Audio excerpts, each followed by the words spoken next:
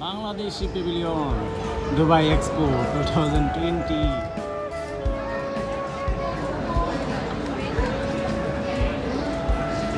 এটা বাংলাদেশি প্যাভিলিয়ন। আমরা অনেকগুলো প্যাভিলিয়ন ঘুরে শেষমেশ বাংলাদেশি প্যাভিলিয়ন আসলাম।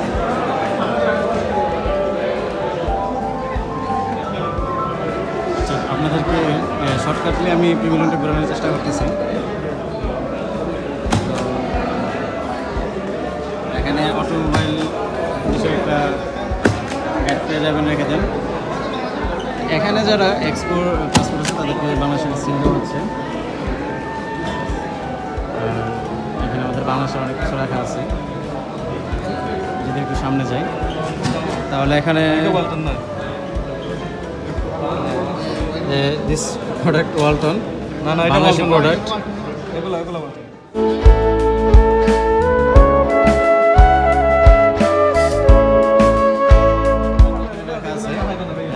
এটা ওয়ালটন মোবাইল অ্যান্ড ল্যাপটপ। বোঝা যাচ্ছে ওয়ালটন বাংলাদেশের ইলেকট্রনিক্স জগতে খুবই এগিয়ে গেছে। বাংলাদেশের ফেমাস একটা জিনিস কাপড়। এখানে খুব ভালো ভালো ডিসপ্লে করা আছে।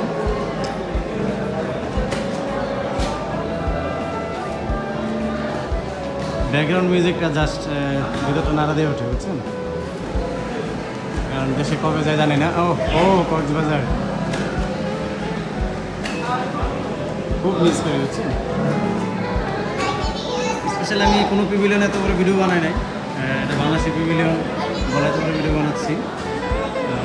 ব্যাকগ্রাউন্ড মিউজিক, চারদিকের এলইডি সব কিছু মিলে এ টু জেড 100% খুব ভালো লাগতেছে।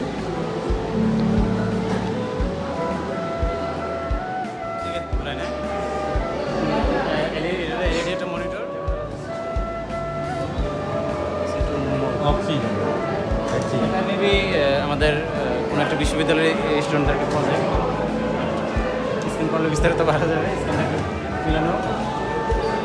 তারপরে এখানে কিছু ওষুধ রাখা আছে বাংলাদেশি। এটা হলো ভ্যাকসিনকো। আর বাংলাদেশের লেদার সব কিছু। মোটরসাইকেলটা হলো আপনার মোস্ট ইম্পর্টেন্ট বাইসাইকেল। স্ক্যানারটা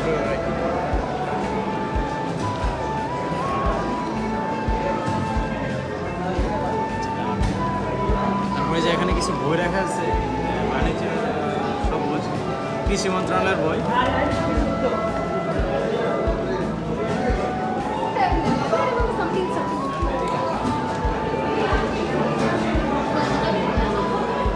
সব মিলিয়ে হলো আমাদের বাংলাদেশ।